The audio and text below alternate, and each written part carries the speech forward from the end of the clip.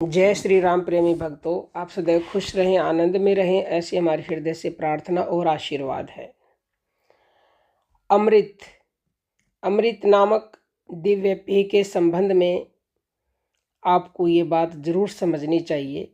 अमृत के विषय में भी शास्त्रों में ऐसे वचन मिलते हैं कि अमृत को पी लेने पर जीव अमर हो जाता है। पुराणों में कथा आती है कि सृष्टि के आदि में अमृत की प्राप्ति के लिए भगवान के आदेश से देवताओं और दानवों ने मिलकर समुद्र मंथन किया था और उस मंथन के फल स्वरूप प्रकट हुए अमृत के कलश को दानव लोग ले भागे।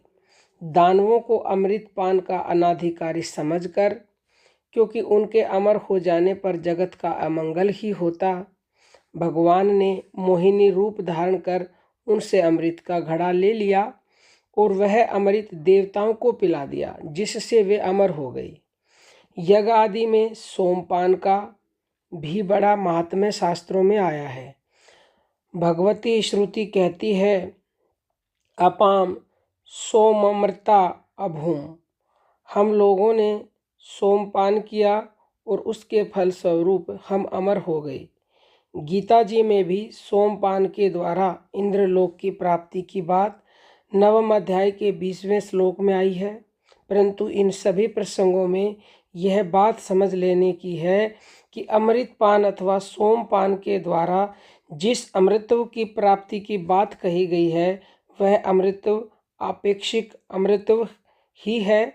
वास्तव में अमर हो जाना, जन्म मृत्यु के अनादि बंधन से सदा के लिए छूट जाना कुछ और ही है। और उस अमृतत्व अथवा अमृत पद की प्राप्ति कराने वाला अमृत पान भी जो अभी बताए हैं, उस अमृत पान की अपेक्षा अत्यंत विलक्षण है। यही बात आगे बताएंगे। इसी वास्तविक अमृतत्व की प्राप्ति मनुष्य मात्र का परम एवं चरम लक्ष्य होना चाहिए। इसलिए शास्त्रों में इसे निःश्रेयस अथवा परम कल्याण कहा गया है। इसी की प्राप्ति के लिए यह मनुष्य देह हमें मिला है। इसकी प्राप्ति मनुष्य देह में ही संभव है, अन्य योनियों में नहीं। इसलिए शास्त्रों ने मनुष्य देह को देवताओं के लिए भी दुर्लभ बताया है। यदि देवताओं का अमृतत्व ही वास्तविक अमृतत्व होता तो फिर देव योनि की अपेक्षा मनुष्य योनि को क्यों श्रेष्ठ बतलाया जाता? क्योंकि देवताओं को तो वह अमृतत्व सहज ही जन्म से ही प्राप्त है। अब हमें देखना है कि वह अमृत कौन सा है जिसके पान से मनुष्य सदा के लिए अमर हो जाता है, देवताओं की कोटि को भी लांघ जाता है, जिसके पी लेने पर फिर माता का स्तनपान नहीं करना पड़ता, गर्भवास की यंत्रणा नहीं सहनी पड़ती, यम यातना से उसका सदा के लिए छुटकारा हो जाता है और मृत्यु का द्वार उसके लिए सदा सदा के लिए बंद हो जाता है। कहना न होगा कि मोक्ष अथवा भगवत प्राप्ति ही वह वास्तविक अमृतत्व है, यानी कि मोक्ष प्राप्त कर लेना और भगवान को जिसने पा लिया वह अमर हो गया, जिसकी शास्त्रों में इतनी महिमा गाई गई है। वेदों का तात्पर्य भी उसी की प्राप्ति में है। भगवान ने कहा है, वेदों के द्वारा जानने योग्य मैं ही हूँ। पुरुषार्थों में सर्वश्रेष्ठ पुरुषार्थ वास्तविक पुरुषार्थ यही है। मनुष्य का सारा प्रयत्न इसी के लिए होना चाहिए। इसी में उसके जन्म एवं जीवन की सार्थकता है।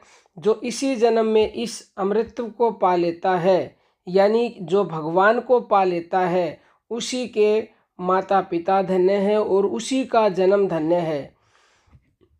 शास्त्र स्कंद पुराण में ऐसा लिखा हुआ है, कुल पवित्रम जननी कृतार्था वसुंधरा पुण्यवती चैतेन।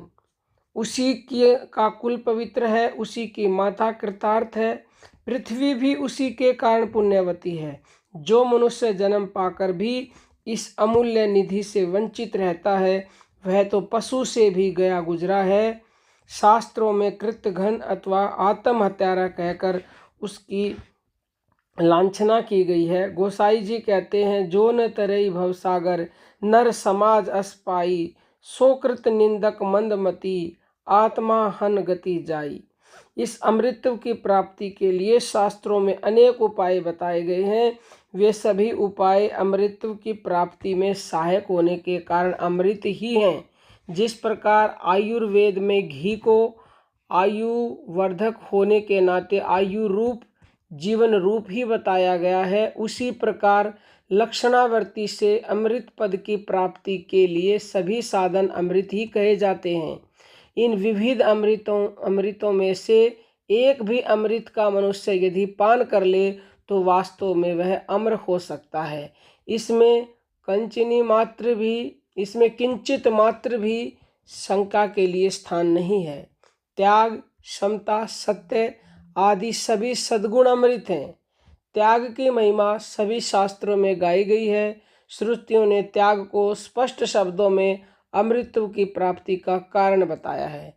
यानी आप किसी भी चीज़ का त्याग करते हो तो आपको भगवान मिल सकते हैं, आपको अमृतत्व की प्राप्ति हो सकती है। जैसे कि न सकाम कर्मों से, न संतान से और न धन से ही अमृतत्व की प्राप्ति संभव है। केवल त्याग से ही मोक्षार्थियों ने मोक्ष की प्राप्ति की है। अब त्याग का मतलब है तजो मन हरि विमुखुण का संग, जिनके संग से कुमत उपचत है, पड़त भजन में भंग।